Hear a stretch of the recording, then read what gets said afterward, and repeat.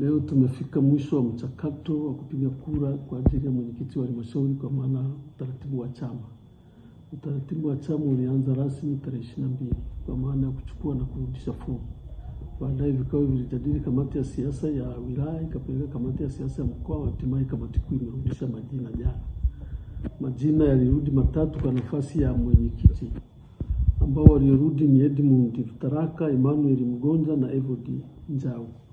Lakini kwa nafasi ya makamu ilirudia kwenye kamati ya siasa ya mkoa, ilirudi jina moja na ndugu yetu anaitwa Traeri Mboya. Kwa hiyo leo ilikuwa siku ya kupiga kura. Jumla ya wapiga kura kwa mujibu wa kanuni ni 24.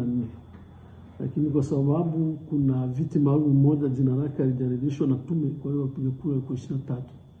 Na bahati nzuri wote wamehudhuria.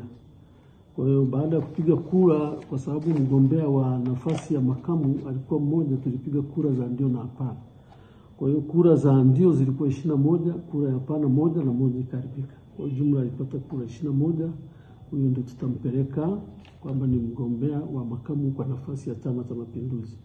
Lakini kwa nafasi ya mwenyekiti wa halmashauri, kura wajumbe wote 23 walipiga kura, kura ya hapana ikuwepo. Kwa hiyo kura pia zikajipanga kama ifuatavyo.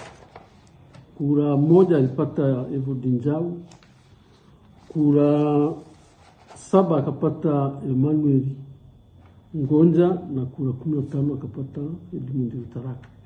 Kwa maana hiyo kwamba Edmund Rutaraka ndio mgombea wa Chama cha Mapinduzi kwa maana ya kwenda kwenye halmashauri ya wilaya. Na kwa kuwa sisi hatuna mpinzani, maana yake tarehe 25 ndio siku atakayoapishwa na ndio siku atakayopigiwa kura kuthibitishwa kuwa mwenyekiti wa halmashauri. Kwa hiyo tunaamini kwamba hiyo biashara imekwisha.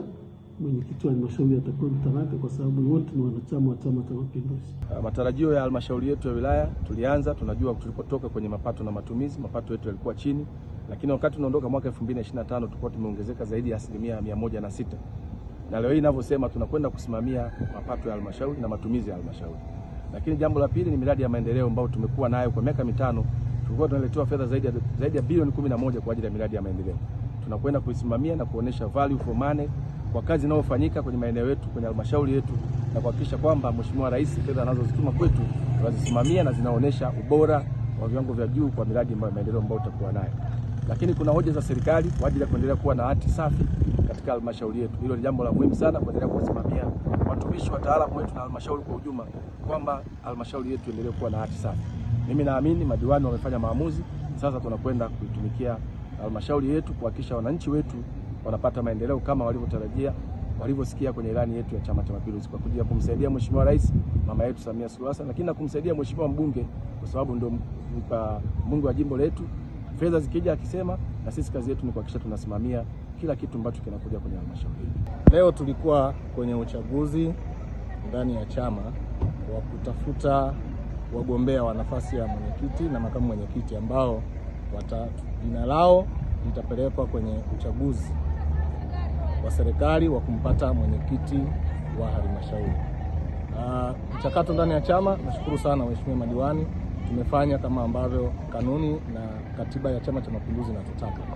Uchaguzi ulikuwa wa huru na haki, na madiwani wote baada ya kupata wale ambao wamechaguliwa kwa maana ya kuongoza kwa kura nyingi baada ya majina yao kupendekezwa na kamati kuu ya Chama cha Mapinduzi taifa, leo amepatikana ndugu yetu Edmund Rutaraka ambaye atakuwa ni mgombea kwa tiketi ya Chama cha Mapinduzi kwa nafasi ya mwenyekiti. Lakini ndugu yetu Traeri Mboya makamu mwenyekiti ambaye tutampeleka sasa kwenye baraza la madiwani aweze kwenda kuchaguliwa na kuwa mwenyekiti kamili. Namfahamu Rutaraka nimefanya naye kazi miaka 5. Amenisaidia sana, amekisaidia chama, amesaidia wanahai. Tumekuwa tukishirikiana kwa karibu sana kwenye utekelezaji wa shughuli za halmashauri. Kwa hiyo imani yangu kwamba kwa kuwa na uzoefu, ana weledi na ni mtu mtulivu, mtu ambaye amenisaidia sana kufanya halmashauri yetu ya wilaya Hai kuwa tulivu. Hakuna jambo ambalo atafanya bila kuniuliza, hakuna jambo nitafanya bila mimi kushirikiana naye. Na leo tumetoka hapa kwa maelekezo ya Chama cha Mapinduzi kupitia mwenyekiti wetu ametupa maelekezo kwamba madiwani tukae wamoja, tukafanye kazi kwa pamoja. Na sisi tumepokea kama madiwani wa halmashauri ya wilaya Hai maelekezo ya chama kwamba tutaenda kufanya kazi kwa umoja, kwa upendo na kwa kushirikiana kuhakikisha tunaenda kutekeleza ilani ya Chama cha Mapinduzi, tunaenda kukidhi matarajio ya wananchi wa jimbo la Hai.